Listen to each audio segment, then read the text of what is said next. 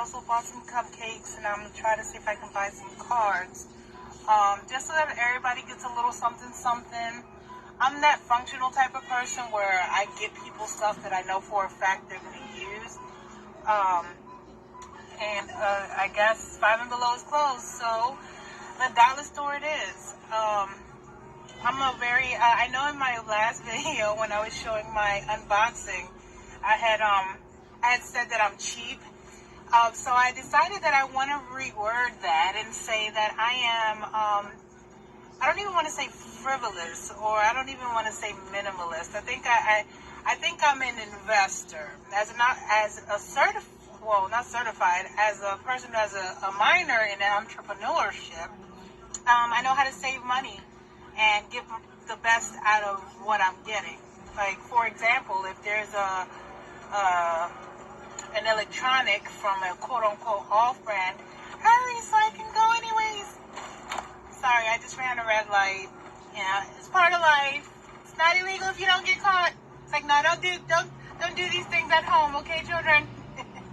Anyways,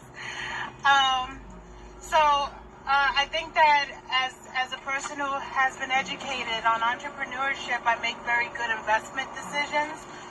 For example, I will never finance a car. The only car that I will probably or possibly finance would be something like a Tesla, and that's only if I'm putting it to work. For example, like it's one of my company vehicles. Things like that. That's the only way I'll finance a vehicle. I also don't believe in purchasing expensive houses, only because they're in a better area. Like, nigga, please. There's robbers and pedophiles in every neighborhood. All right, let's get that straight. Anyways, I don't mind living in the hood. A lot of people are like, oh, you live in the hood, or you live in Baltimore, or you're going to die fast, or statistically, if you live in a city, you die faster. That is actually statistically true. However, when you're an educated person and know which lifestyles fit your needs, things like that don't apply to you. It all takes a matter of getting educated and finding out what works for you. If you feel like in the hood you can't get good food, well then go out of the hood to get good food. If you feel like in the hood you're not protected, get you a dog. If you feel like, you can't leave your house at night, get a taser. Like, it's very simple things that kind of will solve having to buy $500,000 out of a house that you can only, walk. When you walk out of one room, you're already in the next room. Like, it doesn't even have room for hallways. So, long story short, I make very good purchase decisions, and I mean, I don't know, I take pride in stuff like that. It's kind of like I take pride in the fact that I've never had plastic surgery.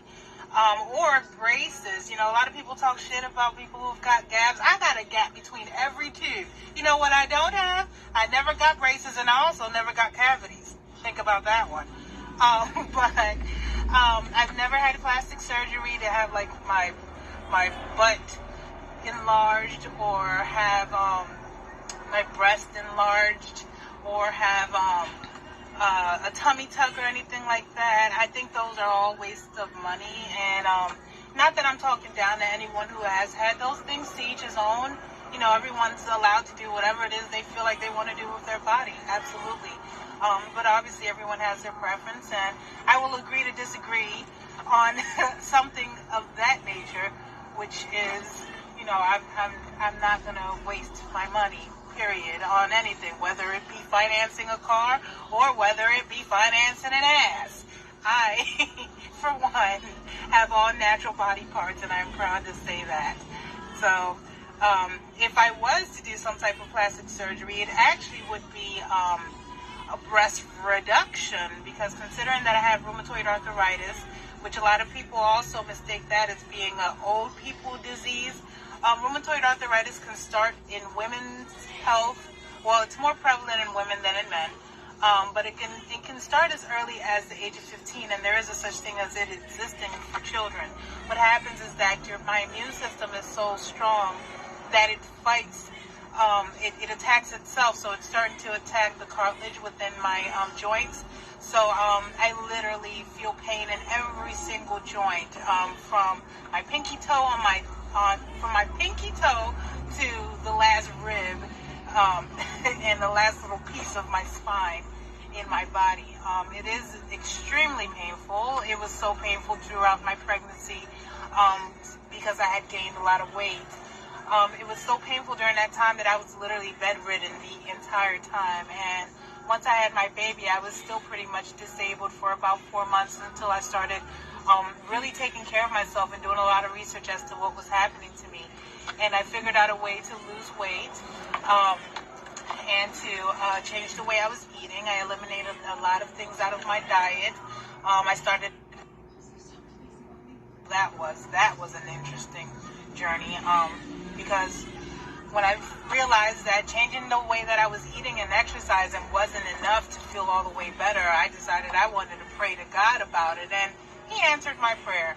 However, I am not 100% pain-free, but I do feel better each and every day. And I feel like as long as I keep working hard and I keep eating what I'm supposed to eat and exercising like I'm supposed to exercise, and being a blessing to everyone else as well, because that's very important. A lot of people don't understand that having a nasty attitude and having a negative attitude towards life and other people in general, it plagues your own existence. And what will happen is that karma will come back and keep biting you in the ass, and you don't even know what you're doing wrong.